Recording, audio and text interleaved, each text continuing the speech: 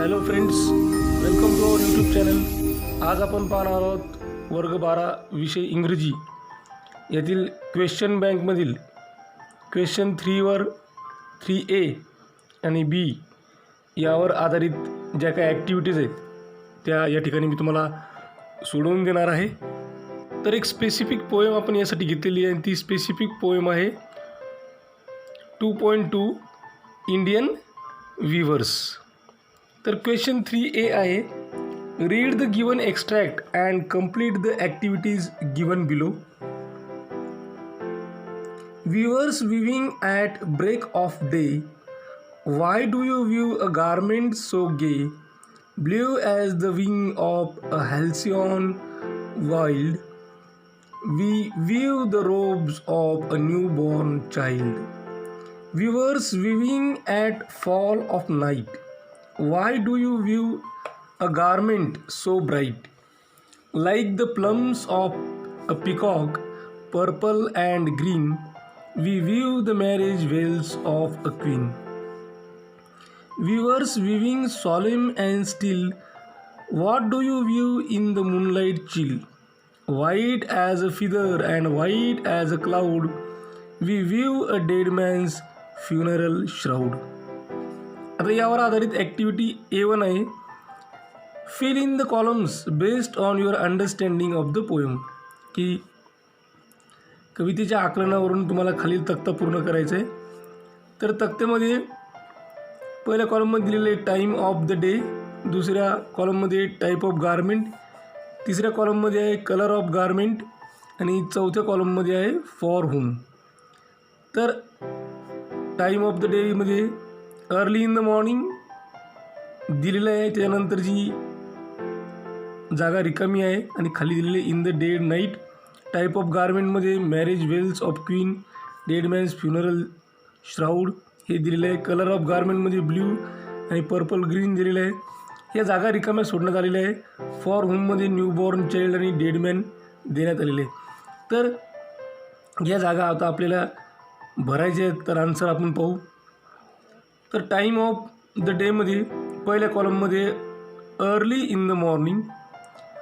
तर early in the मॉर्निंगमध्ये type of garment, तर टाईप ऑफ गारमेंट आहे रोब्स ऑफ न्यूबॉर्न चाइल्ड.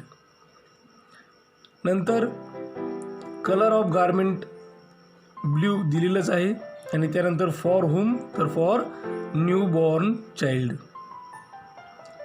आता त्यानंतर आपण पाहूया टाईम ऑफ द डेमध्ये सेकंड जी रो आहे ती रिकामी आहे. तर त्या ठिकाणी आपल्याला लिहावं लागेल in the evening.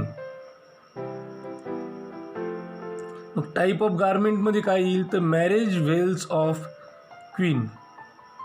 Colour of garment दिलेला आहे आपल्याला purple and green.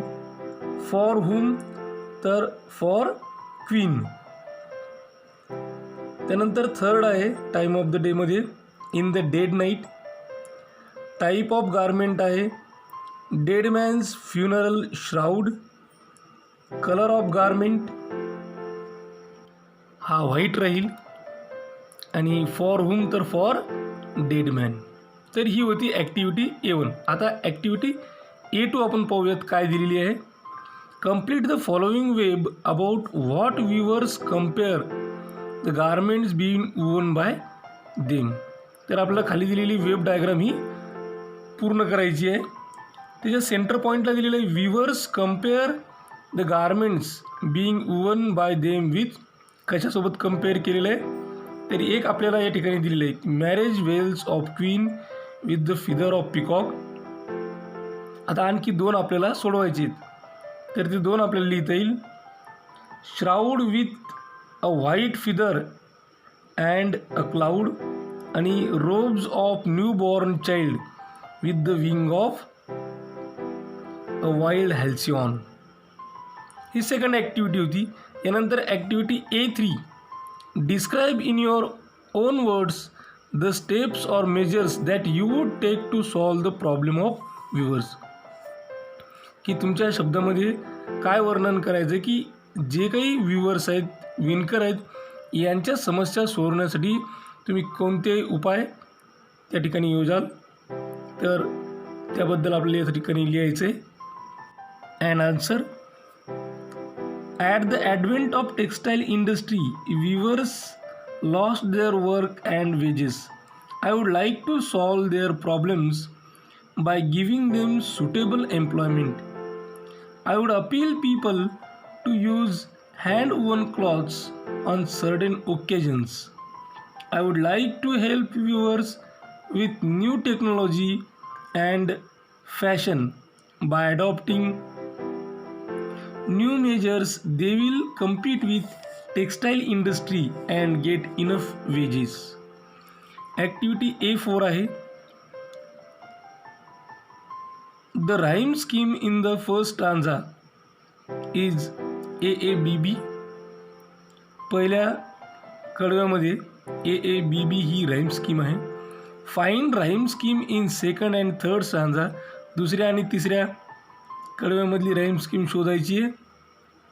And also write down the rhyming pairs of words of the second and third stanza from the given extract. आणि त्याचबरोबर दुसऱ्या आणि तिसऱ्या कडव्यामध्ये ज्या काही रायमिंग पेअर्स आहे, यमक जुळणाऱ्या जोड्या आहेत, हे आपल्याला या ठिकाणी लिहायचे आहेत. तर आपण उत्तर पाहू. राईम स्कीम आणि रायमिंग वर्ड्स.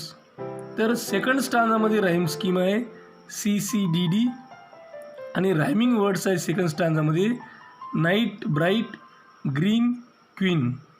आता येऊया थर्ड स्टांजाकडे. थर्ड स्टांजामध्ये राईम स्कीम आहे EEFF आणि रायमिंग वर्ड्स आहेत स्टील, चिल, क्लाउड, श्राउड.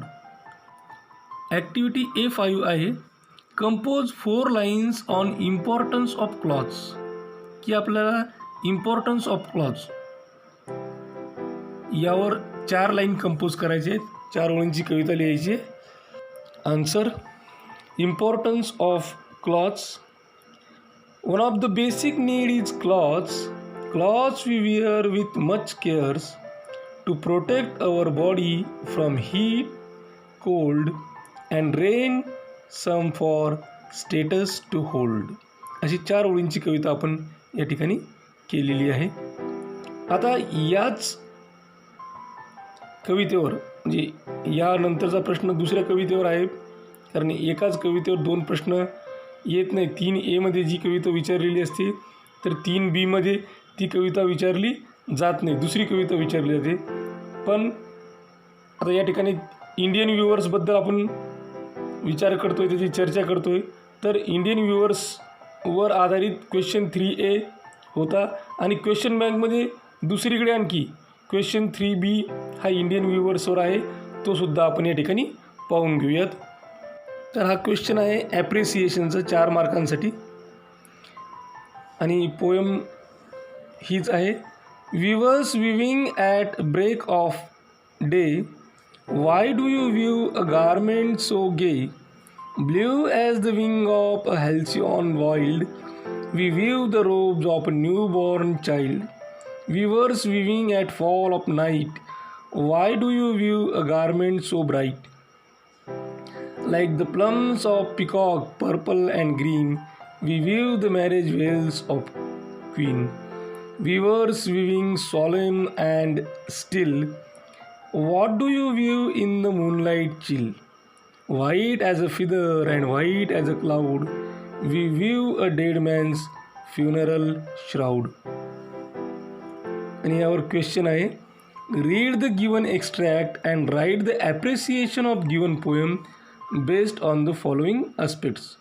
आणि कोणते पॉईंट दिले तर पॉईंट आहेत about the poem, significance of the title, form of the poem, theme and it's significance, poetic style, language features, poetic devices, inspirational message, values, morals reflected and your opinion and critical evaluation of the poem. यावर आपल्याला याचं appreciation लिहायचं आहे. तर त्याचं उत्तर आपण लिहू. Sarojini Naidu is the nightingale of India because of her poetry.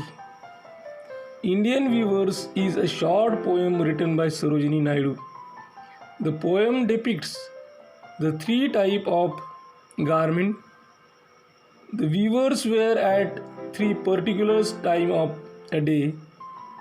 The first stanza of the poem represents the birth, the second stanza represents youth, and the last stanza death.